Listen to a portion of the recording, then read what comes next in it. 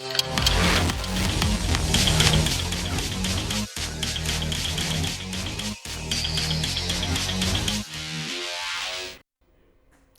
நேயர்களே, சிந்தனை களம் நிகழ்ச்சிக்கு உங்கள் அனைவரையும் அன்புடன் வரவேற்கிறோம். அப்பா, இந்த ஒரே ஒரு சொல் இன்றைக்கு தமிழ்நாட்டினுடைய ஒரு மிகப்பெரிய அடையாளமாக மாறியிருக்கிறது என்று சொன்னால் அது மிகையல்ல. காரணம், நம்முடைய தமிழ்நாட்டினுடைய முதலமைச்சர், திமுக தலைவர், அவரை குறிப்பிடுவதற்கு அப்பா என்கிற இந்த ஒரு சொல்லை தமிழ்நாட்டில் எங்கும் பரவி இருக்கக்கூடிய மாணவர்கள் ஒரே குரலில் எழுப்பிக் கொண்டிருக்கிறார்கள். அதற்கான காரணங்கள் இல்லாமல் இல்லை. அவர் அத்துணை உதவிகளை செய்கிறார். அவ்வளவு வாஞ்சையோடு அந்த திட்டங்களின் மூலமாக அவர் அரவணைக்கிறார். திட்டங்கள் மட்டுமே அல்ல, அவர்களை பார்க்கிற போது அவர்களிடம் பேசுகிற அந்த வழிமுறையிலும் சரி, இது அத்தனையும் இந்த இளைய தலைமுறையினர் கவனித்துக் கொண்டே இருக்கிறார்கள். ஒவ்வொரு நாளும் அவர் மக்களிடம் எப்படி அன்பை செலுத்துகிறார், அந்த திட்டத்தின் வாயிலாக அவருடைய முன்னேற்றத்திற்கு வழிவகுத்துக் கொண்டிருக்கிறார் என்கிற அடிப்படையில் அந்த சொல்லை இன்றைக்கு மாணவர்கள் ஒரு அடையாள சொல்லாக மாற்றியிருக்கிறார்கள். இந்த சொல் இப்படி மாற்றப்படுவதற்கு பற்றி நீங்கள் என்ன நினைக்கிறீர்கள் என்று உங்களில் ஒருவன் என்கிற அந்த கேள்வி பதிலுடைய அந்த வீடியோ வாயிலின் போது முதலமைச்சர் அவர்கள் பேசுகிற போது அப்பா என்று அவர்கள் அழைக்கிற போது நான் அகமகிழ்கிறேன் என்று சொல்லியிருக்கிறார். அது மட்டுமல்லாமல் தலைவர் என்கிற அந்த பொறுப்போ அல்லது முதலமைச்சர் என்கிற அந்த பொறுப்போ நாளை மாறலாம், யார் வேண்டுமானாலும் வரலாம், ஆனால் இந்த அப்பா என்கிற ஒரு உணர்வு என்பது எப்போதும் மாறாது என்று சொல்லியிருக்கிறார். நாம் சொல்லிக் கொண்டிருக்கிறோம் அவர் நிறைய விஷயங்களை செய்திருக்கிறார், அதனால் அவர் அப்பாவாக அடையாளப்படுத்தப்படுகிறார் என்று. ஆனால் முதலமைச்சர் அவர்கள் பேசுகிற போது, என்னை அவர்கள் அப்பா என்று சொல்கிற போது எனக்கான பொறுப்பு இன்னும் இருக்கிறது என்பதையும் அடையாளப்படுத்தி பேசியிருக்கிறார். விரிவாக நாம் அதை கடைப்பட்டிருக்கிறோம். இன்றைக்கு நம்முடைய நிகழ்ச்சியிலே திமுகவினுடைய தரப்பிலிருந்து தமிழ்கா அமுதரசன் அவர்கள் இணைந்திருக்கிறார்கள். அதே போன்று வழக்கறிஞர், அரசியல் விமர்சகர் திரு தம்பி அவர்கள் இணைந்திருக்கிறார்கள். இன்னும் சற்று நேரத்தில் ஸ்கைப் வாயிலாக லக்ஷிதா அவர்கள் இணைய இருக்கிறார். மாணவி, அதாவது விழுப்புரத்தில் நாம் பார்த்திருப்போம் அப்பா அப்பா என்று உரத்த குரலில் முழங்கிய அந்த மாணவி. அதே போன்று மருத்துவரும் அரசியல் விமர்சகருமான டாக்டர் ஷர்மிளா அவர்களும் இணைய இருக்கிறார். அனைவரும் வரவேற்று நாம் நிகழ்ச்சிக்குள் செல்வோம். இவருக்கும் வணக்கம். அமுதரசன், உங்கள்கிட்ட ஆரம்பிக்க விரும்புகிறேன். முதலமைச்சர் அவர்கள் இன்றைக்கு அந்த உங்களில் ஒருவன் வீடியோவில் குறிப்பிட்டாங்க, ரொம்ப நெகிழ்ச்சியாக இருந்தது. அதை பார்க்கிற நமக்கே நெகிழ்ச்சியாக இருக்கிற போது அவர் எவ்வளோ நெகிழ்ச்சி அடைந்திருப்பார் அப்படிங்கிறது தான் அந்த ஒரு சொல்லில் அப்படி என்ன இருக்கிறது. உள்ளபடியே இது தமிழ்நாட்டில் இருக்கக்கூடிய இளைஞர்கள், மாணவர்கள், குறிப்பாக பெண் குழந்தைகள் இன்றைக்கு இந்த மிகப்பெரிய ஈடு இணையற்ற இந்த ஒரு பட்டத்தை கொடுத்துருக்குறாங்க. இது ஒரு பட்டம்னு சொல்கிறத விட ஒரு உணர்வு, ஒரு உறவு. அது ஒரு தலைவராக, ஒரு அரசியல்வாதியாக தன்னுடைய 60 ஆண்டு கால பொது வாழ்க்கையில் இன்றைக்கு எவ்வளவோ கடைமட்டத்திலிருந்து கீழ்நிலையிலிருந்து தமிழ்நாட்டினுடைய முதலமைச்சர் இன்றைக்கு பரிணமித்து வந்திருக்கிறார். உதாரணத்துக்கு சொல்லணும்னா, இப்போது சமீபத்தில் 2 நாட்களுக்கு முன்பாக இந்தியா டுடே சி ஓட்டர்ஸ் எடுத்த அந்த கருத்து கணிப்பில் அதனுடைய அந்த ஓனர் அவர் அந்த யஷ்வந்த் அவர் பேசும் பொழுது கூட தமிழ்நாட்டு மக்கள் இன்றைக்கு தமிழ்நாட்டினுடைய முதலமைச்சராக இருக்கக்கூடிய மாண்புமிகு தளபதி அவர்களை ரொம்ப ஒரு வலிமை வாய்ந்த தலைவராக பார்க்குறாங்க. அவரை ஒரு அரசியல் வாரிசாக பார்க்கல, கீழ்நிலையிலிருந்து வளர்ந்து வந்த ஒரு சக்தி வாய்ந்த தலைவராக பார்க்கிறாங்க அப்படின்னு சொல்லியிருக்கிறாரு.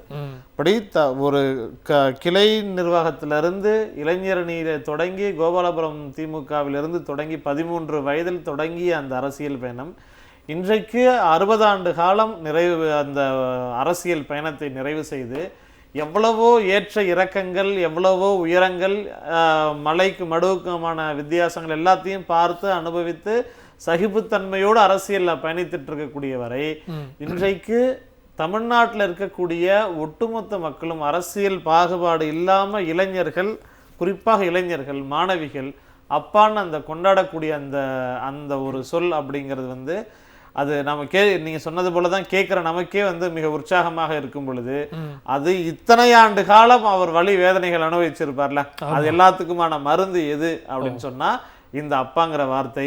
இவ்வளவு காலம் உழைச்சிருக்கிறார்ல, இவ்வளவு காலம் உழைத்து கொண்டே இருக்கிறார்ல, இந்த உழைப்புக்கான அங்கீகாரம் எது அப்படின்னு சொன்னா இந்த அப்பா அப்படிங்கிற வார்த்தை. காரணம் என்ன அப்படின்னு சொன்னா, இயல்பாகவே நம்ம தமிழ்நாட்டு மட்டும் இல்லை, இந்திய அளவுல ஒரு அரசியல் தலைவர்களை ஒரு குடும்ப தலைவராக ஏற்றுக்கொள்ளக்கூடிய பாங்கு தொண்டர்களுக்கு இருக்கும். ஒரு அரசியல் தலைவர், கட்சியினுடைய தலைவர், அவர் நம்மளுடைய குடும்ப தலைவர் அப்படின்னு அந்த தொண்டர்கள் சொல்லுவாங்க. இன்றைக்கு அரசியல் கட்சியை சாராத ஆனால் அரசியலை தீர்மானிக்கக்கூடிய அதனால் பலனடையக்கூடிய இளைஞர்கள் அதை உணர்ந்து சொல்றது அப்படிங்கிறது மிக குறைவான தலைவர்களுக்கு தான் வந்திருக்குது. உதாரணத்துக்கு நீங்க பார்த்தீங்கன்னா தந்தை பெரியார் அப்படின்னு பெண்கள் தான் கொண்டாடினாங்க. தமிழ்நாட்டில் இருக்கக்கூடிய பெண்கள் பெண் விடுதலைக்காக காலந்தோறும் போராடிய பெரியாரை தந்தை பெரியார் அப்படின்னு சொல்லி பெண்கள் மாநாட்டுல தீர்மானம் போட்டு இனிமே இவரை பெரியார் என்று தந்தை பெரியார் அப்படின்னு தான் அழைக்கணும்னு சொல்லி பெண்கள் தந்தை பெரியார், அன்னைக்கு தந்தை பெரியார் இந்திய அரசியல் மட்டும் இல்ல இன்னைக்கு உலக தலைவராக பரிணமிச்சிட்டு இருக்கிறார். பேரறிஞர் அண்ணா அவர்கள், அண்ணாதுரைங்கிற அந்த பெயர் டெல்லியவே ஆட்டம் காண செஞ்சது. ஆரிய அடிவருடிகளை இடிமுழக்கமா ஓட வச்சுச்சு. அந்த பேரறிஞர் அண்ணா அவர்களே இன்னைக்கு அண்ணா அப்படின்னு சொல்லி தமிழ்நாடு கொண்டாடியது. அதே போல உறவு முறை சொல்லி அழைக்கக்கூடிய வகையில திராவிட இயக்க தலைவர்கள்ல இன்றைக்கு அப்பா அப்படிங்கிற ஸ்தானத்தை தமிழ்நாடு இன்றைக்கு தளபதி அவர்களுக்கு கொடுத்திருக்குது. அப்படிங்கிறப்ப எவ்வளவு இன்னைக்கு தமிழ்நாட்டினுடைய முதலமைச்சர் மாண்புமிகு தளபதி அவர்கள் குறிப்பிட்டு சொன்னது போல எந்த பொறுப்பு எந்த பதவி என்ன பட்டங்கள் யாரு வேண்டுமானாலும் வாங்கிக்கலாம். தமிழ்நாட்டு மக்கள் இளைஞர்கள் பொதுமக்கள் யாருக்கு வேண்டுமானாலும் எந்த வாய்ப்பை வேண்டுமானாலும் கொடுப்பாங்க. ஆனா இந்த உணர்வோடு பிணைந்து வாழ்வியலோடு கலந்து ஒன்றரை இன்னைக்கு அப்பாங்கிற அந்த வார்த்தை ஒண்ணுல தமிழ்நாட்டுடைய முதலமைச்சர் ஆய்வுக்காக ஒரு தமிழ்நாட்டுடைய முதலமைச்சர் அரசனுடைய உச்சபட்ச தலைவர் இன்றைக்கு ஒரு ஆய்வுக்காக போகும் பொழுது அந்த ஈஸி அப்ரோச் இருக்குது இல்ல, பார்த்து பயந்து வியந்து நிக்கல, போற பக்கம்லாம் வந்து திரைசீலை கட்டி மறைச்சு வைக்கல, போற இடங்கள்ல 144 போடல, பெண்கள் முட்டி அடிச்சுட்டு பாதுகாவலர் தள்ளி நவரு எங்க அப்பாவை பார்க்க போறோம் அப்படிங்கிற சொல்றாங்க உரிமையா அப்பா அப்பான்னு கத்துறாங்க. இன்னைக்கு நம்ம இன்னைக்கு நிகழ்ச்சியில கலந்து கொள்ளக்கூடிய மாணவி எவ்வளவு உணர்வு பீரிட்டு அப்பா அப்பான்னு கத்துனாங்க அப்படிங்கிறத பார்த்தோம். இன்றைக்கு இந்த தலைவர், இந்த தளபதி மு.க. ஸ்டாலின் அப்படிங்கிற இந்த தலைவர் எப்படி பெண்களை அரசியலுக்குள்ளார கொண்டு வந்திருக்கிறாருன்னு பாத்தீங்கன்னா எல்லா ஊர்கள்லயும் ஆண்கள் போஸ்டர் அடிச்சதை பார்த்திருப்போம். அரசியல் போஸ்டரு இன்றைக்கு தமிழ்நாட்டுல பெரும்பான்மையான இடங்கள்ல பல மாவட்டங்கள்ல பெண்கள் வலிந்து வந்து அப்பான்னு போஸ்டர் அடிச்சு ஒட்டுறாங்க அப்படின்னு பார்க்கும் பொழுது இது வந்து ஏதோ வந்து அடைமொழி சொல் கிடையாது. இந்த அப்பாங்கிற ஸ்தானத்தை அடைவதற்கு எப்படி ஒரு தந்தை தன்னுடைய பெற்ற பிள்ளைய வந்து வாழ்க்கையில எல்லா கஷ்டங்களையும் தாங்கிக்கிட்டு எப்படி ஒரு தகப்பன் குழந்தைங்களுக்காக பாடுபடுவாரோ, ஒரு பக்கம் அரசியல் இணை எதிரிகள் பகை எதிரிகள், ஒரு பக்கம் ஒன்றிய அரசு எந்த நிதியும் கொடுக்கறது இல்ல, இவ்வளவு இடர்பாடுகளுக்கு மத்தியில பொருளாதார சிக்கல், இவ்வளவு மாநில நிதி மட்டும்தான், இவ்வளவையும் வச்சுக்கிட்டு எந்த திட்டத்தை வேண்டுமானாலும் சமரசம் பண்ணிக்குவேன், ஆனா இளைஞர்கள் மாணவிகள் குறிப்பாக பெண் பிள்ளைகளுக்கான வளர்ச்சி திட்டங்கள்ல ஒருபோதும் காம்ப்ரமைஸே பண்ணிக்க மாட்டேன் அப்படின்னு அவர்களுடைய வளர்ச்சி பெண் விடுதலை அப்படிங்கிறது தான் நாட்டினுடைய விடுதலை, அவர்களுடைய பொருளாதார விடுதலை தான் நாட்டினுடைய முன்னேற்றம் அப்படின்னு கல்விக்காக அவர்களுடைய வளர்ச்சிக்காக தொடர்ந்து பாடுபட்டு இருக்கக்கூடிய அந்த தலைவருக்கு கொடுத்திருக்கக்கூடிய உச்சபட்ச வந்து அங்கீகாரம் கலர்ந்த வார்த்தை தான் அப்பா அப்படிங்க. கண்டிப்பா முதல்ல நீங்க பேசும்போது குறிப்பிட்டீங்க, அதாவது இந்த சி ஓட்டரோட கருத்து கணிப்பு அவர்கள் சொன்னது அப்படிங்கிறது வலிமையை அடையாளப்படுத்துறாங்க. முதலமைச்சர் அவர்களுக்கு வலிமையோடு சேர்ந்து அந்த மென்மையும் இருக்கிறது, அதனாலதான் அவர் அப்பா அப்படிங்கிற அந்த ஒரு உயர்நிலையை அடையிறாங்க அப்படிங்கிறது பேசணும் மற்ற சுற்றுகள்ல. தம்பி நீங்க எப்படி பார்க்கறீங்க? பொதுவான ஒரு பார்வையாளரா அரசியல்ல இந்த மாதிரி ஒரு குடும்ப உறவுகளோட நம்ம ஒரு ஒப்பிட்டு ஒரு அடைமொழியை கொடுக்கறதுங்கிறதெல்லாம் அவ்வளவு சாதாரணமானது இல்லை. தலைவர் முதல்வர் அப்படிங்கிறதோட கடந்து போயிடலாம். ஆனா தமிழ்நாட்டு மக்கள் இன்றைக்கு அப்பான்னு கொண்டாடுறாங்க, குறிப்பா மாணவ மாணவிகள் அப்படின்னா அது எந்த வகையில் சாத்தியமா இருக்குன்னு நீங்க நினைக்கிறீங்க? அப்பா என்கின்ற சொல் வந்து ஒரு புதிய பரிமாண வளர்ச்சி அடைஞ்சிருக்கு. நான் அப்படிதான் பார்க்குறேன். அப்பா என்பது சொல்லல்ல, செயலின் வெளிப்பாடு. ஒரு செயலை வந்து செய்யறது தான் அப்பா. செயலை தலைவனின் புதிய பரிமாண சொல் தான் அப்பா அப்படின்னு நம்மளோட முதல்வர் நிர்வகிச்சிருக்காரு. அப்பா என்பது ஒரு தலைவனை இன்னொரு மொழியில் சொல்லலாம் அப்படின்னா அப்பான்னு சொல்லலாம். அதுக்கான ஒரு தகுதியான ஒரு தலைமையை வளர்த்து கொள்ள வேணும். அப்படி ஒரு வளர்த்துக்கிட்டதால தான் மாண்புமிகு முதல்வர் அவர்களை தமிழக மக்கள் அப்பான்னு சொல்கிறாங்க. அப்பான்னு சொல்கிற இந்த வார்த்தைகள் அதிகப்படியாக கிராமப்புறங்கள்லேருந்து தான் கேட்கப்படுகிறது. சரி, நகரத்தை விட கிராமப்புற மக்கள் தான் தலைவர் அவர்களை அப்பான்னு உரிமையோட கூப்பிடுறாங்க. குறிப்பாக பெண் பிள்ளைகள், பெண்களுக்கான செய்யப்பட்ட நலத்திட்ட உதவிகள், பேருந்து வசதிகளாக இருக்கட்டும், பள்ளி செல்கின்ற மாணவர்களுக்கான வசதிகளாக இருக்கட்டும், கல்லூரி படிக்கின்ற மாணவர்களுக்கான உதவித்தொகையாக இருக்கட்டும், இது எல்லாமே பெண்களிடம் நேரடியாக போய் சொல்லும் பொழுது பேச்சுவாக்கில் முதல்வர் வரார் என்று சொல்ல மாறி அப்பா வராங்க. அப்படின்ற சொல் கிராமப்புற மாணவர்கள் மத்தியில் ரொம்ப இயல்பா வந்துருச்சு. இப்போ வீட்டில் வந்து யார் பார்க்க போறீங்க அப்படின்னு சொன்னா தலைவர் பார்க்க போறன்ற சொல் மாறி பெண் பிள்ளைகள் இந்த இளைஞர்கள் மத்தியில் அப்பா வந்திருக்காங்க அப்பா பார்க்க போறோம் அப்படின்றது. இது வந்து ரொம்ப வியப்பா இருக்கு இந்த சொல் கேட்கும்பொழுது. எப்படி ஒரு தலைவருக்கு இப்படி ஒரு சொல், அதாவது வந்து திட்டமிட்டு ஒரு கட்சி தலைமை வந்து உருவாக்கிட முடியாது இல்ல அந்த மாதிரி பேருக்கு பின்னாடி வந்து அந்த தலைவர் இந்த தலைவர்லாம் போட்டுக்கிறது பெருசு கிடையாது. சரி, இது மக்கள் உணர்வோட வருது பாருங்க, மக்களை விட இளைஞர்களோட உணர்வுகள் வருது இல்லையா? அதுதான், அதாவது பெண்களுக்கு வந்து எப்படி பெண்கள் பெரியாரை வந்து தந்தைன்னு ப்ரொமோட் பண்ணாங்களோ அது போல பள்ளி மாணவர்கள் கல்லூரி மாணவர்கள்லாம் இப்போ ஒன்று சேர்ந்து தன்னுடைய அதாவது எப்படி சொல்றதுன்னு உணர்வோட வந்து இல்ல நிச்சயமா தம்பி. எனக்கு அடிப்படையில் ஒரு கேள்வி என்னன்னா, எந்த ஒரு அரசியல் கட்சியோ மக்களுக்கான நலத்திட்டங்களை ஏதோ ஒரு வகையில செயல்படுத்துறாங்கன்னு வச்சுக்கோங்களேன், அந்த நலத்திட்டங்கள் மட்டும் இப்படியான ஒரு உயர் நிலையை நம்ம சொல்ற மாதிரியான சூழலை உருவாக்கிருமா?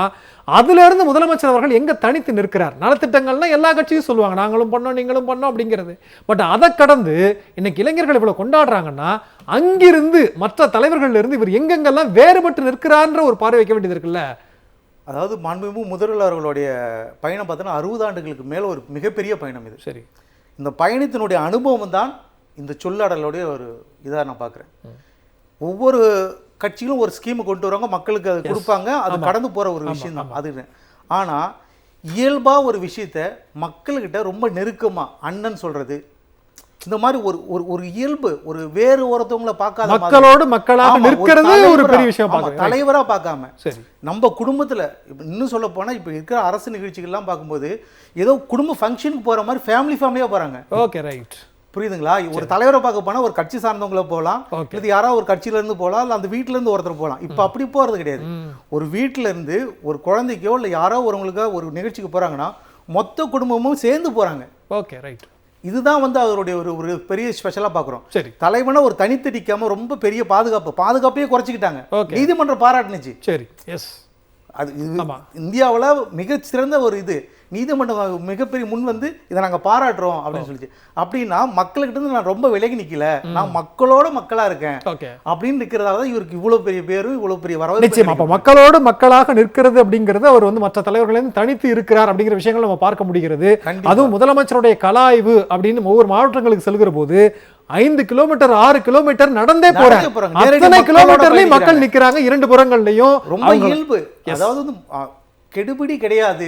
ஒரு பெரிய தலைவருக்கான எந்த ஒரு கெடுபிடியும் கிடையாது. எவ்வளவு பெரிய உச்சத்துல இருந்தாலும் மிகப்பெரிய ஒரு அரசியல் பின்புலத்தோட இருந்தாலும் அந்த எந்த ஒரு இதுவுமே இல்லாம ஒரு சாதாரண ஒரு கவுன்சிலர் மாதிரி, ஒரு சாதாரண ஒரு வார்டு நம்பர் மாதிரி அங்க கள ஆய்வுல என்ன வேண்டுமோ அதை மட்டும் தான் செய்யறாங்களே தவிர தேவையில்லாத எந்த ஒரு இதுவுமே கிடையாது. கண்டிப்பா நீங்க உதாரணத்துக்கு வந்து கவுன்சிலர் கூட சொன்னீங்க, அவர் அது கூட இல்ல, நான் சக மனிதன் அப்படிங்கிற அடிப்படையில் தான் இருக்கிறார். ரொம்ப சாதாரண. கண்டிப்பா பேசுவோம். தற்போது நம்முடைய அமர்விலே மருத்துவர் ஷர்மிளா அவர்கள், அரசியல் விமர்சகர், அவர் இணைந்திருக்கிறார். வணக்கம். அதே போன்று விழுப்புரத்திலிருந்து மாணவி லக்ஷிதா அவரும் இணைந்திருக்கிறார். இருவருக்கும் வணக்கம். லக்ஷிதா, நான் உங்ககிட்ட தான் பேச விரும்புறேமா, முதலமைச்சர் அவர்கள் வந்து கள ஆய்வுன்னு சொல்லி ஒவ்வொரு மாவட்டங்களுக்கு போகிற மாதிரி விழுப்புரம் மாவட்டத்திற்கும் வருகிறார். நிறைய நலத்திட்டங்கள் எல்லாம் தொடங்கி வச்சாங்க, நம்ம பார்த்தோம். அந்த வீடியோவில் மக்களை சந்திக்கிற போது நீங்க குறிப்பா அப்பா அப்பா அப்படின்னு அழைத்த அந்த வீடியோவை தனிப்பட்ட முறையில் நான் ஒரு 100 முறையாவது பார்த்துருப்பேன். அவ்வளவு உணர்வுபூர்வமாக இருந்தது. எங்களுக்கு நாங்க தலைவர் மேல பேரன்பு கொண்டவர்கள் அப்படிங்கிறது இருக்கிறது. அதை கடந்து உங்களுக்கு அரசியல் பின்புலம் இருக்கான்னு எனக்கு தெரியாது. ஆனா அவ்வளவு உணர்வோட அப்பா அப்பான்னு கூப்பிட்டதுக்கு என்ன காரணம் லக்ஷிதா? அது வந்து சின்ன வயசுல இருந்து எங்க அப்பாவும் எங்க அம்மாவும் எனக்கு பார்த்து பார்த்து நிறைய செஞ்சிருப்பாங்க இல்லையா. சரி, அந்த மாதிரி செஞ்சதுனால நான் உங்களை உரிமையோட அம்மா அப்பான்னு கூப்பிடுவேன். அதே மாதிரி முதலமைச்சர் ஐயா வந்து எங்க ஸ்கூலுக்கு ஒரு விஷயமும் பார்த்து பார்த்து செஞ்சதுனால, அது மட்டும் இல்லாம இந்த வீணை இதெல்லாம் மிடில் கிளாஸா எங்களுக்கு ஏணி வச்சா கூட எட்டாது. இதெல்லாம் நான் கை தொட்டு பாப்பேனா, இதெல்லாம் என் கண்ணால பார்க்க முடியுமா நினைச்சேன். ஆனா இவ்ளோ பெரிய வாய்ப்பு இதெல்லாம் அப்படியே மனசார கொடுத்து ஒரு விஷயமும் பார்த்து பார்த்து செஞ்சதுனால என்ன அறியாமலே அப்பா அப்பா அப்படின்னு கூப்பிட தோணுச்சு. நிச்சயமா லக்ஷிதா, நீங்க அப்பான்னு கூப்பிட்டதையும் கடந்து வெறித்தனமா கூப்பிடுறதுன்னு ஒண்ணு இருக்கு தெரியுமா? அந்த மாதிரியான ஒரு சூழலை பார்த்தோம். அவ்வளவு சத்தம் போட்டு கத்துனீங்க. அந்த உணர்ச்சி தான் தனிப்பட்டு தெரியுது. மற்ற எல்லாருமே கொண்டாடுறாங்க, நான் இல்லைன்னு சொல்லல. அவ்வளவு உணர்வின் எல்லைக்கு போனதுக்கான காரணம் என்னன்னு தெரிஞ்சுக்க விரும்புறேன், வேற ஒண்ணும் இல்ல. அது மட்டும் இல்லாம நான் சின்ன வயசுல நிறைய தட்டி அதான் ஒரு தட்டி ஓட்டு போடுறதுக்கு முன்னாடியோ எனக்கு சரியா ஞாபகம் இல்லை, நான் குழந்தையா இருக்கும்போது ஸ்டாலின் வந்து சிக்னல் கிட்ட வரும்போது நான் பார்த்தேன், அம்மா நம்ம எல்லாம் மிடில் கிளாஸ், நம்மளால ஸ்டாலின் கிட்ட பார்க்க முடியாதுல்ல, அவர்லாம் நம்மள பார்க்க வர மாட்டாரு அப்படிலாம் ரொம்ப ஃபீல் பண்ணுவேன். பெரிய பெரிய ஆளுங்களா நம்மளால பார்க்க முடியாதுமா அப்படின்னு. ஆனா அம்மா சொல்லுவாங்க, நீ ஒரு நல்ல பொசிஷன்ல போனா கண்டிப்பா அது முடியுமா அப்படின்னு. நான் ரொம்ப ஆசைப்பட்டிருப்பேன் உண்மையா இவ்வளவு கிட்ட கிட்ட பாக்கணும்னு. ஆக்சுவலி நான் உண்மையா அவ்வளவு கிட்ட பாப்பேன்னு கனவுல கூட எதிர்பார்த்ததே கிடையாது. அவ்வளவு பெரிய வாய்ப்பு கொடுத்து எங்க அது எப்படி சொல்றதுன்னு தெரியல. ஆனா என்னால அது கண்ட்ரோல் பண்ணிக்க முடியல, என்ன அறியாம அப்பா அப்பா அப்படின்னு சொல்லிட்டு. ஓகேம்மா, எல்லாருமே புகைப்படம் எடுக்க நினைச்சாங்க. அப்ப எனக்கு சரியா நினைவு சரி அப்படின்னா முதல்வர் அவர்கள் வந்து உங்களுடைய செல்போனை வாங்கி அவரே செல்ஃபி எடுத்து கொடுத்தாருன்னு நான் நினைக்கிறேன். இதெல்லாம் நடக்கும் நினைச்சீங்களா? இல்ல, வாய்ப்பே இல்ல. நான் என்ன நினைச்சேன்னா அவர் மட்டும் போவாரு, சும்மா பாப்பாரு, ஹேண்ட் ஷேக் பண்றதே பெரிய விஷயம் அப்படிலாம் நான் நினைச்சேன். அப்போ வந்து கேட்டேன், சார் கொஞ்சம் போட்டோ எடுக்க முடியுமா அப்படின்னு. நாங்க எடுத்தோம், போட்டோ ஆடிடுச்சு. அதான் அவர் சொன்னாரு, குடுங்கம்மா நான் எடுக்கிறேன். அப்ப அவர் எடுத்தாரு. ஆனா உண்மையா நான் எதிர்பார்க்கல அவரு போன் எடுத்து போட்டோ எடுப்பாருன்னு. நிச்சயமா லக்ஷிதா, நான் கேட்டேன் முதல்லயே, ஏன் அப்பான்னு அழைச்சிங்க, அதுவும் அவ்வளவு வெறித்தனமா உணர்வு பூர்வமோட நீங்க கூப்பிட்டீங்கும் போது, மிடில் கிளாஸ் ஆன நாங்களுக்கு எங்களுக்கு நிறைய விஷயங்கள் இன்னைக்கு சாத்தியமாயிருக்குன்னா அதுக்கு காரணம் முதலமைச்சர் அப்படிங்கிறதான். குறிப்பிட்டு சொல்ல முடியுமா, இந்த திட்டங்கள்லாம் எங்களுக்கு செஞ்சிருக்கிறாங்க, இதெல்லாம் எங்களுக்கு வந்து சாத்தியப்படுத்தி இருக்கிறார் அப்படின்னு குறிப்பிட்டு சொல்ல முடியுமா? என்னென்ன விஷயங்கள்லாம் முதல்வர் உங்களுக்கு செய்திருக்கிறார்?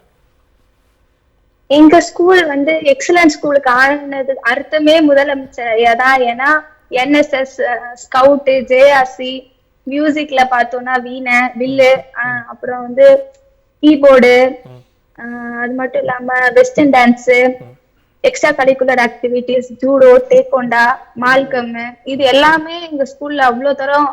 அது மட்டும் இல்லாம மதியானம் சத்துணவு, புக்ஸ், லேப்டாப், சைக்கிள், இது எல்லாமே தந்ததுனால இப்போ எங்க அப்பாவே எனக்கு சின்ன பொருள் வாங்கி தரும் போது தேங்க்யூ அப்பா அப்பா அப்பான்னு சொல்றோம். இவ்வளவு பொருள் செஞ்ச அவருக்கு நான் அப்பான்னு கூப்பிட மாட்டேனா? எனக்கு என்ன பேசுறதுன்னே தெரியலம்மா, அவ்வளோ அழகா வந்து பேசுறீங்க. இப்போ நீங்க பட்டியல் போட்டது எல்லாமே ஒரு தனியார் பள்ளியில படிச்சால் கூட இதெல்லாம் கிடைக்குமா அப்படிங்கிறது வந்து தெரியல. இதன் மூலமா நீங்க என்னவா ஆகணும்னு நீங்க நினைச்சீங்களோ அதற்கான ஒரு வாசல் கதவுகள்லாம் திறக்கப்பட்டிருக்குன்னு நீங்க நினைக்கிறீங்களா? அம்மா சொன்னதா நீங்க சொன்னீங்க, உங்க அம்மா சொன்னதா நீ படிச்சு பெரிய ஆளா ஆகு, அப்போ வந்து இயல்பா முதல்வரை பார்க்கலாம் அப்படின்னு. அந்த நிலையை நம்ம அடைஞ்சிட முடியுங்கிற நம்பிக்கை இன்றைக்கு முதலமைச்சர் கொடுத்திருக்கிறதா நான் எடுத்துக்கலாமா? ஓகேம்மா, நீங்க அவ்வளவு தூரம் நீங்க பேசுனீங்கல்ல அன்னைக்கு வந்து உணர்வுபூர்வமா நீங்க வந்து உச்சரிச்சீங்களா அப்பா அப்பான்னு, உங்களுடைய நண்பர்களோ உங்களுடைய பள்ளியிலயோ பார்த்துட்டு என்ன சொன்னாங்க? எது சொல்லல. அது ஏன் நீ அவ்வளவு கத்துற அப்படின்னு கேட்டாங்க. அதான் நான் சொன்னேன், அது எனக்கு இருக்கிற ஆர்வம், நான் கத்துறேன் அப்படின்னு சொல்லிட்டு சொன்னேன். இல்லம்மா, நிச்சயமா இப்போ எல்லாருக்குமே எனக்கு ஒரே ஒரு டவுட் லக்ஷிதா, எல்லாருக்கும் அவர் மேல ஒரு விருப்பம் கொண்டு அவரோட பேசணும் அப்படின்னு சொல்லி விருப்பம் இருக்கலாம். ஆனா அவ்வளவு வெளிப்படுத்துவாங்களான்னு கொஞ்சம் தயங்குவாங்க, ஒரு கூச்சம் இருக்கும். அந்த இடத்துல எதுவுமே இல்லையே, அதான் ஆச்சரியமா இருக்கு. இல்ல, அது நான் எதுவும் தப்பு செஞ்சதுன்னு தயக்கப்படணும், அதான் எதுவும் தப்பே செய்யலையே அவருக்கு. நிச்சயமா நாம வந்து கொண்டாடாம இருந்தாதான் தவறு இல்லையா? தகுதியான ஒரு தலைவரை அப்பான்னு எங்களுக்கு உணர வச்சவரை நான் சத்தம் போட்டு அப்பான்னு நினைக்கிறல, என்ன தப்பு இருக்கு அப்படின்னு திரும்ப என்னை பார்த்து கேள்வி கேட்கிற மாதிரி இருக்கு. ரொம்ப அருமமா பேசுவோம், தொடர்ந்து நம்ம பேசுவோம். ஷர்மிளா மேடம் இருக்காங்க, நம்ம பேசுவோம். ஷர்மிளா மேம் வணக்கம், உங்கள்ட்ட தான் கேட்க விரும்புறேன். அப்பான்னு இன்னைக்கு வந்து தமிழ்நாட்டுடைய மாணவர்கள் அவ்வளவு வாஞ்சையோடு கொண்டாடுறாங்க, உங்களுடைய கருத்து? சின்ன சின்ன அன்பில் தானே ஜீவன் இன்னும் இருக்கு அப்படின்னு சொல்லுவாங்கல்ல. அந்த குழந்தை பேசும் பொழுது அவ்வளவு அழகா வந்து அந்த அன்பை வந்து அவ வெளிப்படுத்தினா. அப்பா அம்மாவுக்கு நிகராக வந்து இன்னைக்கு தமிழ்நாட்டுடைய மாண்புமிகு முதலமைச்சர் வந்து எங்களுக்கு எல்லாமே செஞ்சு கொடுக்குறாரு. அப்படிப்பட்டவரை வாயார மனசார அப்பான்னு கூப்பிடணும், சத்தம் போட்டு கூப்பிடணும் அப்படின்னு தோணுச்சு அப்படின்னு அந்த குழந்தை சொல்லும் பொழுது உண்மையிலேயே ரொம்ப நெகிழ்ச்சியா இருந்தது. நமக்கே நானே முதலமைச்சர் அவர்களை வந்து 2-3 முறை பார்க்க செல்லும் பொழுது கூட ஃபர்ஸ்ட் அண்ட் ஃபார்மஸ்ட் அவர்கிட்ட அண்ணா ப்ளீஸ் ஒரு செல்ஃபி எடுத்துக்கலாமா அப்படின்னு கேட்பேன். அந்த அளவுக்கு அவர் வந்து அவ்வளோ அப்ரோச்சபிளா இருப்பாரு, அவ்வளோ டவுன் டு எர்த்தா இருப்பாரு, ரொம்ப கேஷுவலா பேசுவாரு. உங்க ப்ரோக்ராம் எல்லாம் பாக்குறேன், நல்லா பேசுறீங்க அப்படின்லாம் சொல்லுவாரு. நமக்கு தோணும் இவ்வளவு பிஸி ஸ்கெட்யூல்ல எப்படா இதெல்லாம் பாக்குறதுக்கு இவருக்கு டைம் கிடைக்குது அப்படின்லாம் தோணும். இந்த குழந்தைகளுடைய மனசுல எவ்வளவு கனவு இருக்கும் யோசிச்சு பாருங்களேன். நமக்கே இவ்வளவு பூரிப்பு ஏற்படுது ஒரு முதல்வரை சந்திக்கும் போது அப்படிங்கும் பொழுது. இவ்வளவு கனவுகள் இருந்து இதெல்லாம் நமக்கு சாத்தியப்படுமா, நாம நினைச்சதெல்லாம் நம்ம வாழ்க்கையில நம்மளால சாதிக்க முடியுமா, அதற்கான பொருளாதார வசதியோ பின்புலமோ நம்ம அப்பா அம்மாவுக்கு இல்லையே அப்படின்னு நினைக்கக்கூடிய ஒரு வேளையில நீங்க எதை பத்தியும் கவலைப்படாதீங்க, நான் இருக்கேன், நான் எல்லாத்தையும் பாத்துக்கிறேன், நீங்க தைரியமா படிங்க, படிக்க வேண்டியது உங்களோட கடமை அப்படின்னு சொல்லி ஒரு முதல்வர் சொல்றாரு. அப்படிங்கும் போது இதை விட இங்க ஒரு நாட்டுல இருக்கக்கூடிய அடுத்த தலைமுறைக்கு என்ன வேணும் அப்படிங்கிற ஒரு கேள்விதான் இன்னைக்கு வந்து எல்லாருமே வந்து ஆச்சரியத்தோட பாக்குற ஒரு விஷயம். முதல்வர் இதுக்கு எப்படி ரியாக்ட் பண்றாரு அப்படிங்கறதையும் நம்ம பாக்கணும். அப்பான்னு சொல்லி கூப்பிடுறாங்க, எனக்கு உண்மையிலேயே ரொம்ப நெகிழ்ச்சியா இருக்கு, ரொம்ப பெருமையா இருக்கு. ஆனா அதோட சேர்ந்து கூடுதல் பொறுப்புணர்ச்சியை நான் உணர்றேன் அப்படிங்கிற ஒரு விஷயத்த சொல்றாரு. அப்போ எல்லா இடத்திலுமே ஆட்சிக்கு வந்ததுல இருந்தே நீங்க பாத்தீங்கன்னா 2021 கடுமையான ஒரு நிதி நெருக்கடியும் கோவிடோட செகண்ட் வேவோட உச்சத்துலதான் அவர் ஆட்சிக்கு வந்தாரு. அப்பவே வந்து எவ்வளவு பிரச்சனைகள் இருந்துன்னு நமக்கு தெரியும். அந்த பிரச்சனையும் மீறி கோவிட்னால பாதிக்கப்பட்டவங்களுக்கு 4000 ரூபாய் கொடுக்கறதும் சரி, அதுக்கப்புறம் தொடர்ந்து பண்டிகைகள் வரும்போது அதற்கான தொகைகள் கொடுக்கறதும் சரி, ஒரு பக்கம் எலெக்ஷன்ல தேர்தல்ல கொடுத்த வாக்குறுதிகளை நிறைவேற்றது, இன்னொரு பக்கம் கொடுக்காத வாக்குறுதிகளையும் பலவற்றை வந்து சிந்திக்கிறது, இதெல்லாம் தொடர்ந்து பண்ணிட்டே இருக்காரு. ஆனா ஒரு பக்கம் தொடர்ந்து நீங்க கவனிச்சீங்கன்னா அடுத்த தலைமுறைக்கான நெக்ஸ்ட் 2-3 ஜெனரேஷன்ஸ்க்கான ஆரோக்கியத்தையும் கல்வியையும் தொடர்ந்து உறுதி செய்கிறார் அப்படிங்கறத நம்ம பாக்குறோம். காலை உணவு திட்டம் நீங்க பொதுவா பாத்தீங்கன்னா வேர்ல்ட் ஹெல்த் ஆர்கனைசேஷன் சார்பாக ஒரு அறிக்கை, ஒரு செய்தி ஒண்ணு நாளிதழ்கள்ல வருது. இந்த மாதிரி இந்தியாவில் இருக்கக்கூடிய குழந்தைகள்ல 5 வயசுக்கு உட்பட்ட குழந்தைகளுக்கு வந்து மூளை வளர்ச்சியும் உடல் வளர்ச்சியும் குறைவாக இருக்கு, குன்றி இருக்கு அப்படிங்கிற ஒரு செய்தி வருது. இத பார்த்துட்டு உடனே வந்து எந்த மாநிலத்திலயும் எந்த முதல்வருக்கும் இந்த ஒரு சிந்தனை வந்து தோணல. அப்போ நம்ம மதிய உணவு மட்டும்தானே போடணும், ஏன் காலை உணவு நம்ம போடக்கூடாது அப்படின்ட்டு காலை உணவு திட்டம்னு ஒரு திட்டத்தை கொண்டு வந்தாரு. அது இன்னைக்கு மற்ற நாடுகள் நம்மள திரும்பி பார்க்கக்கூடிய ஒரு திட்டமா இருக்கு. கனடா போன்ற நாடுகள்லாம் இன்னைக்கு அதை பின்பற்ற ஆரம்பித்திருக்கிறார்கள் அப்படின்னு சொல்லும்போது அந்த காலை உணவு திட்டம் மூலமாக என்ன பயன் இன்னைக்கு நாம பெற்றிருக்கோம் அப்படின்னு பாத்தீங்கன்னா டிராப் அவுட்ஸ் இல்ல ஸ்கூலுக்கு வரக்கூடிய அந்த அட்டெண்டன்ஸ் வந்து இம்ப்ரூவ் ஆயிருக்கு அப்படின்னு சொல்றாங்க, கற்றல் திறன் வந்து இம்ப்ரூவ் ஆயிருக்குன்னு சொல்றாங்க, குழந்தைகள் ஆரோக்கியமா இருக்கிறாங்க. பேரண்ட்ஸ்க்கு எவ்வளவு பெரிய ரிலீஃப் யோசிச்சு பாருங்க. ஏழை எளிய குடும்பத்தை சேர்ந்த அரசு பள்ளியில் படிக்கக்கூடியவர்கள் எப்படிப்பட்ட ஒரு பொருளாதார பின்புலத்திலிருந்து வருவாங்க நமக்கு தெரியும். காலையில எந்திரிச்சோன்னா குழந்தைய ஒரு பக்கம் ஸ்கூலுக்கு அனுப்பிட்டு அவசர அவசரமா வேலைக்கு போனோம், அந்த குழந்தை சாப்பிட்டுதா இல்லையா அப்படிங்கிற ஒரு கவலையோட நாள் பூரா அந்த தாயும் தந்தையும் இருக்கும் பொழுது இதை பத்தியெல்லாம் கவலைப்படாதீங்க, நல்ல சுட சுட ஆரோக்கியமான சாப்பாடு தினமும் குழந்தைக்கு ஸ்கூல்ல கிடைக்கும் அப்படிங்கிற ஒரு விஷயத்த அவர் உறுதி செய்யறாரு. அப்படிங்கும் பொழுது அது அந்த குடும்பத்துக்கு எவ்வளவு பெரிய ஒரு ரிலீஃபா இருக்கும், ஒரு சைக்கலாஜிக்கல் பிரஷர் அந்த குடும்பத்துல இருந்து எப்படி விலகும் அப்படிங்கறது யோசிச்சு பாருங்க. அதே மாதிரி பெண்களுக்கான புதுமை பெண் திட்டமாகட்டும், இல்ல நான் முதல்வன் திட்டமாகட்டும், திறன் மேம்பாட்டு திட்டங்கள் வெளிநாட்டுக்கு அனுப்புறாரு. அரசு பள்ளி மாணவர்கள் வெளிநாட்டுல போய் மற்ற குளோபல் லெவல்ல வந்து கம்பீட் பண்ற அளவுக்கு அவங்களுடைய திறமையை வந்து வளர்த்து எடுக்கிறோம். இதெல்லாம் பார்க்கும் பொழுது உண்மையிலேயே ரொம்ப பெருமையா இருக்கு. பெண்களுடைய வளர்ச்சியில வந்து திராவிட முன்னேற்ற கழக அரசு என்னைக்குமே எந்த ஒரு குறைபாடுமே வைத்ததில்லை அப்படிங்கறத இன்னைக்கும் வந்து அவர் வந்து நிரூபிச்சுட்டு இருக்காரு அப்படிங்கறதான் பார்க்கணும். நிச்சயமா மேடம், எனக்கு என்ன கேள்வினா நான் மற்ற விருந்தினர்கள்ட்ட கூட கேட்டேன். அதாவது இப்ப நீங்க நிறைய திட்டங்களை வந்து பட்டியல் போட்டீங்க, முதலமைச்சர் அவர்கள் செயல்படுத்தக்கூடிய விஷயங்களை. எந்த ஒரு அரசோ இல்ல எந்த ஒரு முதல்வரோ ஒரு திட்டங்களை தீட்டுறது செயல்படுத்துறதுங்க வந்து இருக்கலாம். ஆனா அதை கடந்து முதலமைச்சர் அவர்கள் அதையும் செயல்படுத்தி விட்டு இன்னும் எந்த இடங்கள்லாம் தனித்துவமாக தெரிகிறார். அப்ப ஏன் அப்பான்ற அந்த ஸ்தானத்துக்கு உயர்கிறார், உரிமையோடு அவர்கள் அழைக்கிறாங்க, எந்த இடத்துல தனிச்சு நிக்கிறதா நீங்க பாக்குறீங்க? நான் ஆல்ரெடி சிந்தனை களம்ல போன வாட்டி நான் வந்து பார்ட்டிசிபேட் பண்ணோம்னு சொன்னேன். அந்த இமோஷனல் கனெக்ட் இருக்கு இல்லையா, அது எல்லா லீடர்ஸ்க்கும் வந்து ஏற்படாது. மக்களோட அதுவும் குறிப்பாக அடுத்த தலைமுறையோட அந்த இமோஷனல் கனெக்ட் அப்படிங்கிற ஒரு விஷயம் இருக்குல்ல, அது ஏற்படாது. இன்னைக்கு அந்த ஒரு இமோஷனல் கனெக்ட், அதாவது உணர்வு ரீதியாக அவர்களோட வந்து அவர் போய் கனெக்ட் ஆயிருக்கிறாரு அப்படிங்கறதான் நம்ம பார்க்க வேண்டியது.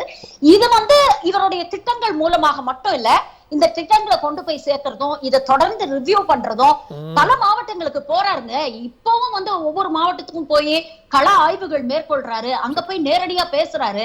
அங்க இருக்கக்கூடிய அமைச்சர்களோடயோ இல்ல அதிகாரிகளோடய மட்டும் பேசுறது இல்ல, நேரடியா பள்ளிக்கூடங்களுக்கு போறாரு, அங்க இருக்கக்கூடிய மாணவர் மாணவிகளோட சிரிச்சு சந்தோஷமா பேசுறாரு.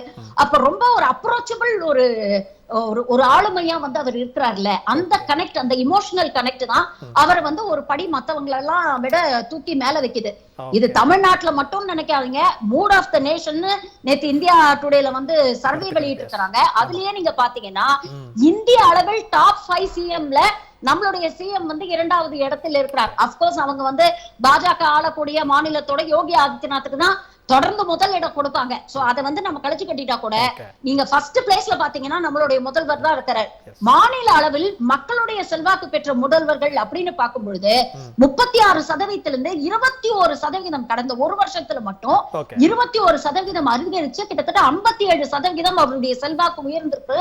மக்கள் கிட்ட அவர் போய் சேர்ந்திருக்கிறாரு அப்படிங்கிறதுக்கு அவருடைய சிம்பிளிசிட்டி, அவருடைய அந்த டவுன் டு எர்த் அப்ரோச், அவருடைய சின்சியரிட்டி, இதெல்லாம் மக்களுக்கு நேரடியா போய் தெரியுது. அவர் எந்த அளவுக்கு உணர்வு பூர்வமாகவும் அந்த உழைப்பு, அவருடைய அந்த கன்சிஸ்டன்சி, இதெல்லாம் மக்கள் கிட்ட போய் சேர்ந்ததுனாலதான் இந்த அளவுக்கு வந்து மக்கள் மனசுல அவர் இடம் பிடிக்க முடிஞ்சது. நிச்சயமா நம்ம அதுல இன்னொரு பார்வை வைக்க வேண்டியது இருக்காங்கிறதா, திட்டங்களையும் கடந்து அவருடைய செயல்பாடுகளை மக்கள் வந்து பாக்குறாங்க, அணுகுமுறையை கவனிக்கிறாங்க, அந்த அடிப்படையில் அப்படிங்கிறதா. பட் ஆனா திட்டங்களே ஒரு உணர்வு பூர்வமானதுதான், அவர் கொண்டு வர திட்டங்களேங்கிற ஒரு பார்வை வைக்க வேண்டியது இருக்கிறதா அப்படிங்கிற கேள்வி இருக்கிறது. அமதர்சன், அதாவது எனக்கு இன்னொரு கேள்வி வருது, பொலிட்டிக்கல்ல எமோஷனல் எந்த அளவுக்கு ரொம்ப சரியா இருக்கும் அப்படிங்கிறதா. ஒரு பொலிட்டிக்கல் அப்படின்னா பல பேரை பார்க்கணும், நிறைய விஷயங்களை அப்படிங்கும்போது ரொம்ப ரஃப் ஹேண்டில்டாக இருந்தால் தான் அதை சரியாக கொண்டு போக முடியுமாங்கிற ஒரு பார்வை வைக்க வேண்டியது இருக்குது. நான் உதாரணத்துக்கு இதையும் சேர்த்து கேட்க விரும்புகிறேன். டங்ஸ்டனுடைய அந்த பிரச்சனை வந்தப்போ முதல்வர்கள் சட்டமன்றத்தில் பேசினாங்க, இந்த திட்டம் வரவே வராது, வந்தால் நான் முதல்வராக இந்த பொறுப்பில் நான் இருக்க மாட்டேன் அப்படிங்கிற பேசுறது ஒரு உணர்வு. இன்றைக்கு அப்பான்னு கூப்பிடும்போது நான் அகமகிழ்கிறேன், இது வந்து எனக்கு இன்னும் பொறுப்பை கூட்டி இருக்கு, இன்னும் செய்யணும்னு தோணுது அப்படிங்கிறார். அப்போ பொலிட்டிக்கலுக்கு எமோஷனல் எந்த அளவுக்கு சரியாக இருக்கும்? இல்லை, பொலிட்டிக்கலுக்கு எமோஷனல் இருந்தால் தான் அவங்க தலைவராகவே இருக்க முடியும். ஓகே, வெறும் ரஃப் அண்ட் டஃப்பாக இருந்தால் அது வந்து ஒரு ஆட்டோக்ராட்டிக்காக அந்த மனநிலையில் இருப்பாங்க. சரி, நீங்கள் உதாரணத்துக்கு நீங்கள் தந்தை பெரியார்லேருந்து எடுத்துக்கோங்க. அவர் ரொம்ப ரஃப் அண்ட் டஃப்பாக எமோஷ்னல் கனெக்டே இல்லாமல் எமோஷ்னல் ஆகாமல் இருந்திருந்தார் அப்படின்னா ஒடுக்கப்பட்ட மக்களுக்காக அவர் போராடி இருக்க வேண்டிய அவசியமே இல்லை. பெண் விடுதலைக்காக அவர் போராட வேண்டியிருக்க அவசியமே இல்லை. ஜாதி ஒழிப்பிற்காக போராட வேண்டிய அவசியமே இல்லை. ஜாதியினால மக்கள் அடிபட்டு ஒடுக்கப்பட்டு மிதிக்கப்பட்டு மிருகங்களை விட கேவலமாக நடத்தப்பட்ட போது அதை பார்த்து மனம் குமுறி கண் கலங்கி மனம் கலங்கினதுனால தான் ஒட்டுமொத்தமான அந்த கொள்கை, இந்த திராவிட இயக்க கொள்கை இன்னைக்கு மேம்பட்டு நிற்பதற்கு காரணம் தந்தை பெரியார் வகுத்து கொடுத்தது. அவரு எமோஷ்னலான கனெக்ட் ஆனதுனால தான். பேரறிஞர் அண்ணா இன்னைக்கு வந்து சுயமரியாதை திருமண சட்டத்தை கொண்டு வந்தார் அப்படின்னா திருமணங்களின் மூலமா எங்களை இழிவுபடுத்துறங்கிறதுனால. தமிழ்நாட்டுக்கு தாய்நாட்டுக்கு தமிழ்நாடுன்னு பெயர் வச்சாருன்னா அது இந்த மக்கள் மேல இருக்கக்கூடிய சுயமரியாதை தன்மையினால. இன்னைக்கு இருமொழி கொள்கை அப்படின்னா அது இந்த மக்களுடைய வளர்ச்சிக்காக. படிக்கிறதுக்கு காரணம் தமிழ் ஆங்கிலமும் போதும், இன்னொன்று மொழி திணிப்பின் மூலமாக எங்களை பின்னுக்கு இழுக்கிற எங்களுடைய வளர்ச்சி பாதிக்கப்படுது, நாங்கள் 2000 ஆண்டுகளாம் படிக்காமல் இருக்க எங்களை விடுங்கன்னு அந்த மனக்குமுறல். இன்றைக்கு தலைவர் கலைஞர் வரலாற்றில் அழிக்க முடியாத ஒரு தலைவராக உருவெடுத்திருக்கிறார் அப்படின்னு சொன்னா, இன்னைக்கு அண்ணன் துரைமுருகன் அவர்கள் பல இடங்கள்ல வந்து சொல்லுவாரு, தன்னை பார்க்க வந்த தொண்டன் சத்தம் போட்டு போனப்ப என்னை மன்னிச்சுடுன்னு சொல்லி தலைவர் கலைஞர் கலங்கினார் ஒரு தொண்டன் கிட்ட அப்படின்னு சொல்லிட்டு நம்ம பார்த்திருக்கோம். அதே போல அவருடைய சக தலகர்த்தராக இருந்த வீரபாண்டி ஆறுமுகம் அவர்கள் வந்து இறந்த அந்த உடலை பார்த்து ஒரு மிகப்பெரிய ஸ்டாச்சு, கலைஞருங்கிறவர் மிகப்பெரிய தலைவர், இந்திய அரசியல்ல தவிர்க்க முடியாத தலைவர், இந்திய அரசியல் எந்த திசையில் செல்ல வேண்டும் அப்படிங்கிறத தீர்மானிக்கக்கூடிய தலைவர், பல குடியரசுத் தலைவர்களை பிரதமர்களை உருவாக்கிய அந்த தலைவர் தன்னுடைய ஒரு சகத்தோழன் தலகர்த்தர் கட்சியினுடைய தொண்டன் இறந்துட்டாரு அப்படிங்கும் பொழுது அதை பார்த்து கதறி அழுவார். அந்த இடத்துல எமோஷனல் நீங்க பார்க்கலாம். அதே மாதிரி இன்றைக்கு தமிழ்நாட்டினுடைய முதலமைச்சர் மாண்புமிகு தளபதி அவர்கள் சட்டமன்றத்துல இருந்து இன்னொரு இடத்துக்கு நிகழ்ச்சிக்காக போறாரு. ஆந்திரால இருந்து வந்திருக்கக்கூடிய ஒரு மாணவர் என்ன பண்றாரு, நான் வந்து உங்களை பேசணும் அப்படின்னு சொல்லி ஒரு பதாகை வந்து தூக்கி நிறுத்துறாரு.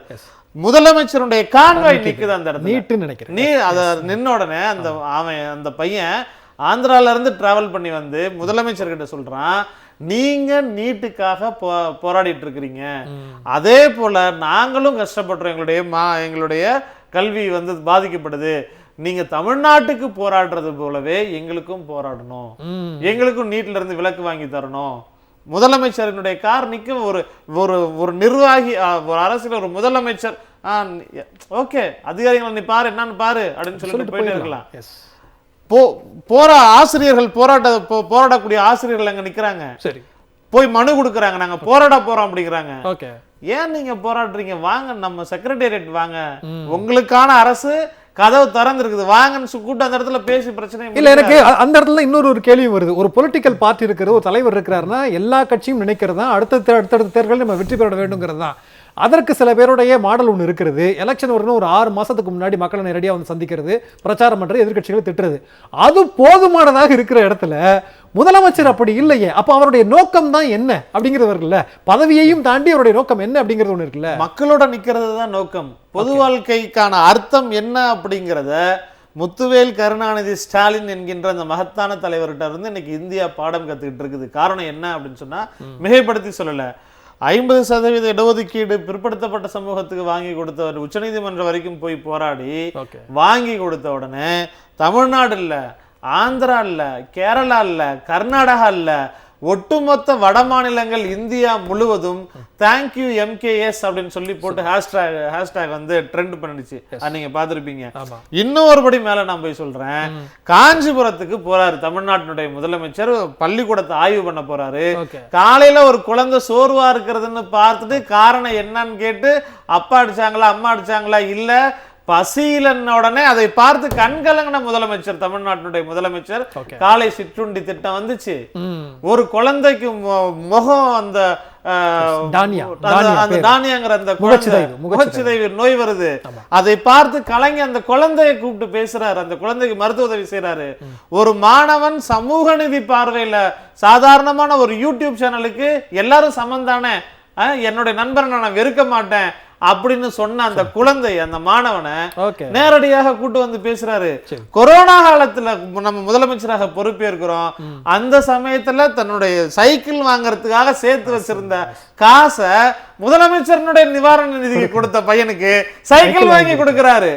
அப்ப ஒரு தலைவர் அப்படிங்கிறவரு மக்களினுடைய வேதனைகளை பார்த்து தானும் கண்ணீர் வடிக்கக்கூடிய தலைவர், மக்களினுடைய வலியை தன்னுடைய வலியாக உணரக்கூடிய தலைவர், மக்கள் சிரித்தால் அதுல மகிழ்ச்சி அடையக்கூடிய தலைவர். அந்த வகையில தமிழ்நாட்டினுடைய மக்கள், பெண்கள், குழந்தைகள், மாணவர்கள், ஏழை எளிய மக்கள், ஒடுக்கப்பட்ட மக்கள், குரலற்றவர்களுடைய குரலாக பேரறிஞர் அண்ணா சொன்ன வழியில ஏழைகளினுடைய சிரிப்பில் இறைவனை காணக்கூடிய முதலமைச்சராக தமிழ்நாட்டினுடைய முதலமைச்சர் இருக்கிறதுனாலதான் இன்னைக்கு தமிழ்நாட்டு மக்கள் வலிந்து வந்து அவரை அப்பான்னு தூக்கி கொண்டாடுறாங்க. அப்படின்னா அந்த அளவிற்கு உணர்வு பெட்டகமாக தமிழ்நாட்டினுடைய முதலமைச்சர் இருக்கிறாருங்கிறது தான் காரணமா இருக்கு. நிச்சயமா தம்பி, அதாவது ஒரு பக்கம் நான் இன்னைக்கு டாபிக் கொஞ்சம் சுருக்கி தான் வச்சிருக்கோம்னு கூட தோணுது. அவர் அப்பா அப்படிங்கிறது ஒரு செக்டார் கூப்பிடுறாங்க, அண்ணா அப்படின்னு ஒரு செக்டார் வந்து கொண்டாடுறாங்க, இன்னும் சில பேர் சொன்னா அம்மா அப்படின்னு சொல்றாங்க, தலைவர்னு கொண்டாடுறவங்க எப்பொழுதுமே இருந்து கொண்டே இருக்கிறாங்க. எல்லா மக்களுக்குமானவராக கனெக்ட் பண்றது எப்படி? இப்போ அப்பான்னா ஒரு செக்டார் கனெக்ட் ஆகுறாங்க, அம்மாவாக கனெக்ட் ஆகிறார், அண்ணாவாக கனெக்ட் ஆகிறார், எப்படி எல்லா தரப்பிலையும் கனெக்ட் பண்ண முடியுது அவரால்? அதாவது மாண்புமிகு முதல்வர் அவர்களை முதல்ல பெண்கள் வந்து ஆரம்பத்தில் பார்க்கும்பொழுது பெண்களுக்கான அந்த நலத்திட்டங்கள் வரும்பொழுது இல்லை, அதுக்கு வரதுக்கு முன்னாடியும் சரிதான், 2021 முன்னாடியே கொரோனா காலகட்டங்களுக்கு கூட அந்த ட்ரெஸ்ஸை போட்டுக்கிட்டு அந்த கொரோனா வார்டுக்குள்ளே போகிறாங்க பாருங்க, அதுதான் அந்த இடம். எல்லாருமே பயந்தாங்க, சரி எல்லாரும் வேணான்னு சொன்னாங்க, ஆனால் அவர் கேட்கல, எதை பற்றியும் கவலைப்படல. தனி ஒவ்வொரு மனுஷனுமே பயந்தான், பக்கத்தில் பேரண்ட்ஸ் இறந்துட்டா கூட அதை பார்க்கறதுக்கு பயந்தாங்க. அப்படி ஒரு இக்கட்டான சூழ்நிலை, உலகமே பயந்த ஒன்று தான், நம்ம மறுக்க முடியாது. ஆனால் அதை பற்றின கவலையே படாமல் நான் இருக்கேன், நாங்கள் இருக்கோம், எங்களோட கட்சி இருக்குது, நாங்கள் எந்த ஒரு பொறுப்பில் இருந்தாலும் இல்லாவிட்டால் நாங்கள் மக்களோட சேவை செய்யணும்னு சொல்லி நிற்கிறாங்களே, அது வெறும் ஆர்டராக இல்லாமல் நீ போய் பாருன்னு சொல்லாமல் களத்துக்குள்ளே இறங்கி நிற்கிறாங்களே, அதுதான் மேட்ரு. அப்படி வந்து நேரடியாக களத்துக்குள்ளே போகிறாங்க, அதான் எல்லாரோடய கனெக்ட் ஆகுது. Okay okay. மகளிருக்கான விடியல் பேருந்து அண்ணனா போக்க போகிறாரு. காலை உணவு உலகின் மிகச்சிறந்த திட்டம்.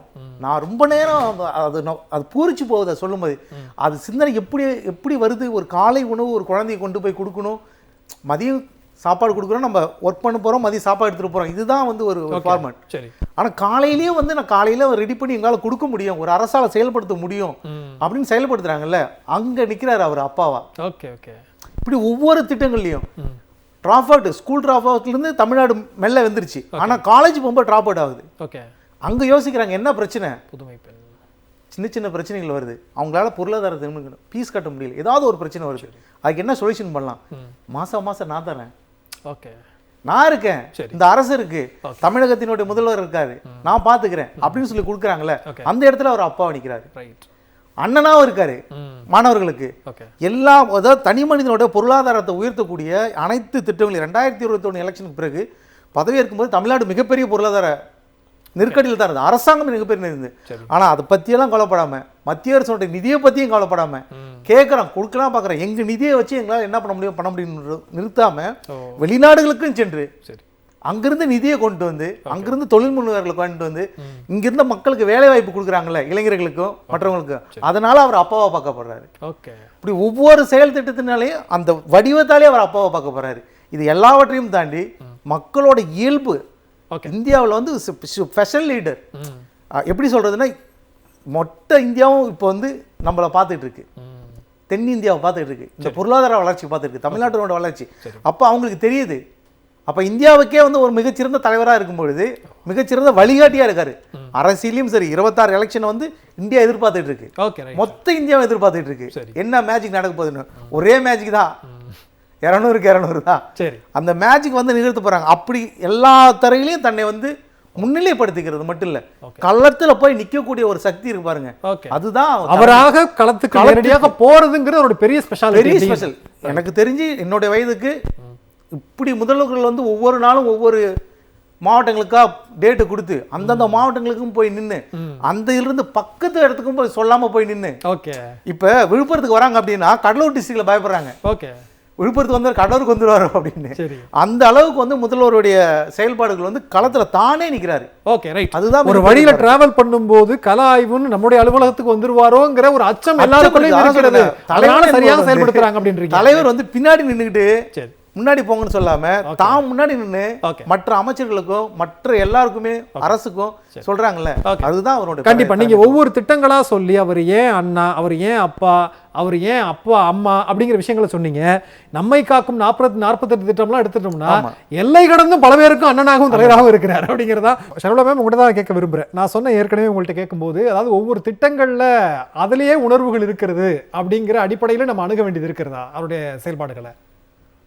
கண்டிப்பா. இப்ப நீங்க ஒரு குடும்பத்துல வந்து அப்பா இல்லாத குறைய அவர் அப்பாவா இருந்து தீர்த்து வைக்கிறாரு, அம்மா இல்லாத குறைய அம்மாவா இருந்து தீர்த்து வைக்கிறாரு, குழந்தைகளுக்கான எவ்வளவோ கனவுகள் இருக்கு அதை தீர்த்து வைக்கிறாரு. எல்லா குடும்பத்திலயும் ஏதோ ஒரு விதத்துல முதல்வர் ஒரு ஜீவனா இருந்து செயல்படுறாரு அப்படிங்கறத இப்போ பேசிய அமுதரசன் மற்ற விருந்தினர் எல்லாருக்கும் சொல்ல அந்த திட்டங்கள் மூலமாக நமக்கு தெரிய வருது இல்லையா. அப்போ உணர்வு ரீதியாக மக்களை சென்றடையக்கூடிய திட்டங்கள் தான் இன்னைக்கு வந்து மக்கள் மனசுல என்னைக்குமே நீடிச்சு நிற்கும்.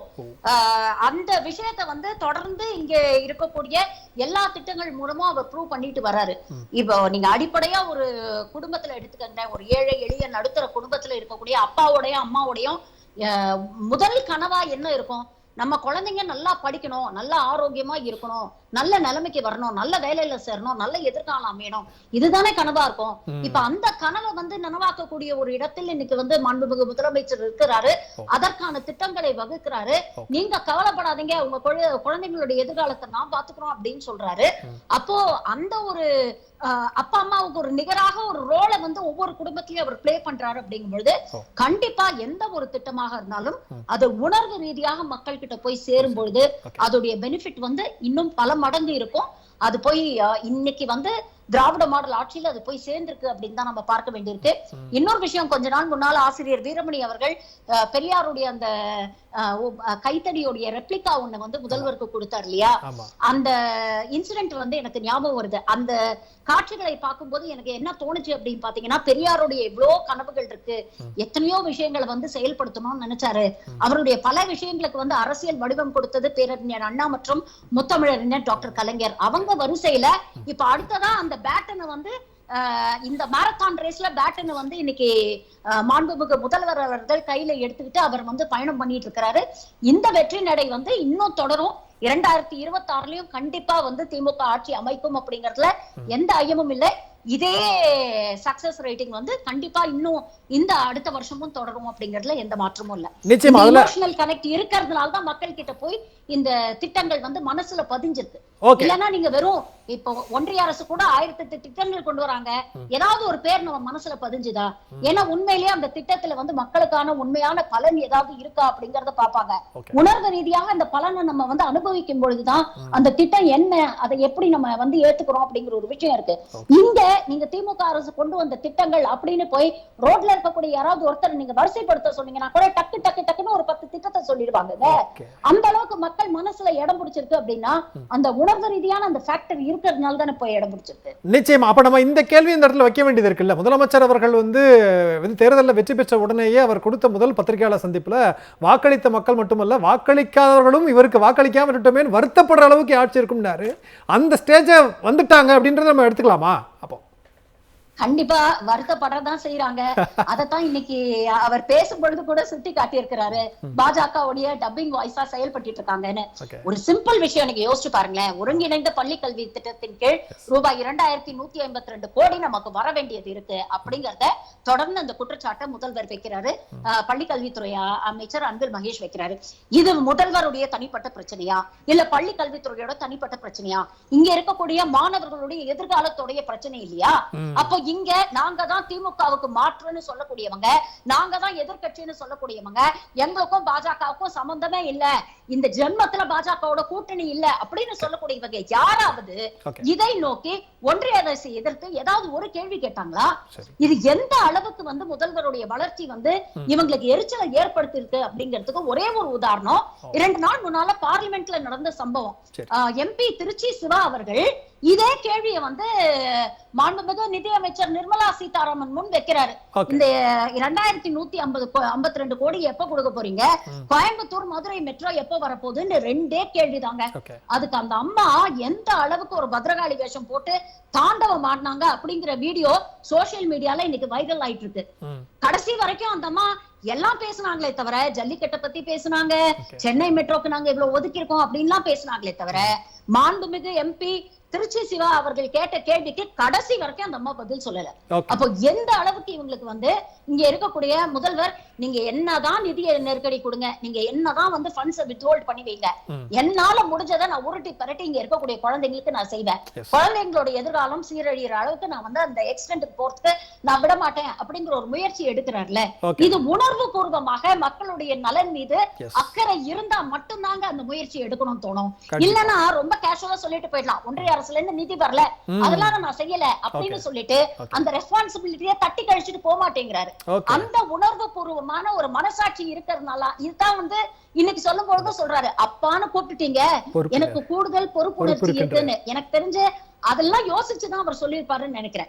அந்த மக்களோட அந்த உணர்வு பூர்வமான ஒரு ரெஸ்பான்சிபிலிட்டி, ஒரு கனெக்ட் இருக்கிறதுனால தான் மக்களுக்கும் அவரை ரொம்ப பிடிச்சிருக்கு. நிச்சயமா நீங்க சொல்லும் போது சில விஷயங்களை நம்ம கனெக்ட் பண்ணி பார்க்க வேண்டியதா இருக்கு. ஒரு குடும்பத்துல வந்து அப்பா கிட்ட பிள்ளைகள் வந்து கேட்கலாம், அவர்கிட்ட பணம் இருக்குமோ இல்லையோ, ஆனா பிள்ளைகளுடைய மனசு வந்து கொரிடக்கூடாது, அவங்களுடைய கனவு தடைபற்றக்கூடாதுன்னு சொல்லி நீங்க சொன்னீங்க, அந்த வார்த்தையை பயன்படுத்தி கூட உருட்டி பிரட்டியாவது நான் பண்றேன் அப்படின்னு. அது மாதிரி தான் இன்றைக்கு ஒன்றிய அரசு வச்சிருக்குது, முதலமைச்சர்கள் செயல்பட்டு கொண்டிருக்கிறாங்க அப்படிங்கிறது ரொம்ப உணர்வுபூர்வமா இருந்து நிறைவான பரவாயில்லை எடுத்துக்கிறேன். சிம்லா மேம், ரொம்ப சுருக்கமா ஆகுது, என்ன சொல்ல விரும்புறீங்க? அதாவது இப்படிப்பட்ட ஒரு தலைவர் நமக்கு தலைவராக இருக்கிறார்கள், எவ்வளவு மகிழ்ச்சி. சுருக்கமா உள்ளபடியே பெருமை தான். நீங்க குறிப்பிட்டு சொன்னது போல இதற்கு வாக்களிக்காதவர்களும் இயங்கக்கூடிய வகையினுடைய ஆட்சி அப்படி இருக்குன்னு தமிழ்நாட்டுடைய முதலமைச்சர் சொன்னார் முதல் நாள். இப்போ வந்து அதற்கு வருத்தப்பட வேண்டிய தேவையில்லை. இன்னொரு செகண்ட் இன்னொரு வாய்ப்பு வருது 2026. அதில் வாக்களிக்காதவர்களும் அந்த வாய்ப்பை பயன்படுத்தி கொண்டு அந்த மனக்குறையை நிவர்த்தி செய்துக்கலாம் அப்படிங்கிறது தான். இன்றைக்கு பாலின பாகுபாடு இல்லாமல், இன்னைக்கு பொருளாதார பாகுபாடு இல்லாமல், இன்றைக்கு ஜாதி மத உணர்வு கட்சி பாகுபாடு இல்லாமல் இன்றைக்கு எல்லோரும் கொண்டாடக்கூடிய தலைவராக தமிழ்நாட்டினுடைய முதலமைச்சர் இருந்துட்டு இருக்கிறாரு. அவர் என்றைக்கும் தமிழ்நாட்டினுடைய நிரந்தர முதலமைச்சராக இருப்பார் அப்படிங்கிறது தான் இன்றைக்கு தமிழ்நாட்டு மக்களினுடைய எமோஷனல் கனெக்ட் மூலமாக இந்த தமிழ்நாடு நாட்டிற்கு அறிவிக்கக்கூடிய செய்தியாக நான் பார்க்கிறேன். நிச்சயமா நான் முடிச்சிடலான்னு பார்த்தேன், தம்பி ரொம்ப நேரம் எழுதிட்டு இருக்கிறாப்ல, அதனால நிறைவான ஒரு வாய்ப்பு ரொம்ப சுருக்கம் ப்ளீஸ். அதாவது வந்து இந்தியாவோட இறையாண்மை வந்து இந்தியாவோட கான்ஸ்டியூஷனில் தான் இருக்குது. ஒரு அட்வொகேட்டாக நான் தான் பார்க்குறேன். அந்த கான்ஸ்டியூஷனை நல்லபடியாக காப்பாற்றி இந்தியாவில் எந்த ஒரு சட்ட சிக்கல் வரும்பொழுதும் திராவிட முன்னேற்ற கழகம் எப்போதுமே போர்க்கொடி கொடுத்துக்கிட்டு தான் இருக்குது. அந்த பாதுகாப்பு கடைசி வரைக்கும் ஒன்றிய அரசுக்கு சிம்ம சப்பனமாக இருந்து 2026 எலெக்ஷன்லேயும் மிகப்பெரிய வெற்றி பெற்று இந்தியாவுடைய மொத்த பாதுகாப்பும் தமிழகத்தினுடைய கையில் இருக்கும் அப்படின்னு நான் முழுமையாக நம்புகிறேன்.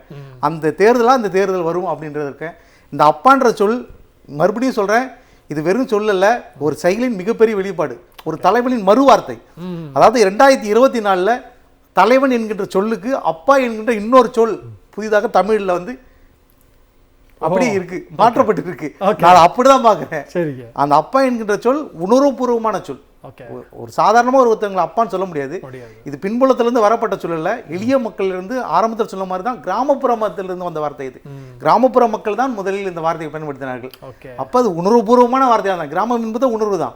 அந்த உணர்வுபூர்வமான வார்த்தையில் வந்த சொல் 26 மிகப்பெரிய அப்பா மீண்டும் அப்பாவாக நமக்கு ஒரு பிள்ளைக்காக நாம் எதிர்பார்ப்போம். அப்பாவாக அவர் செய்ய வேண்டிய எல்லாமே செய்வார். ஓகே, நிச்சயம். அப்ப நீங்க சொல்ற நான் அப்படி புரிஞ்சுக்கிறேன். முதலமைச்சர் அவர்கள் இன்றைக்கு பேட்டி கொடுக்கும்போது கூட தலைவரோ இல்ல முதலமைச்சர் பொறுப்போ வேறு யார் வேண்டுமானாலும் வரலாம், ஆனா அப்பாங்கிற அந்த உணர்வு மாறாதுங்கிறது தான்.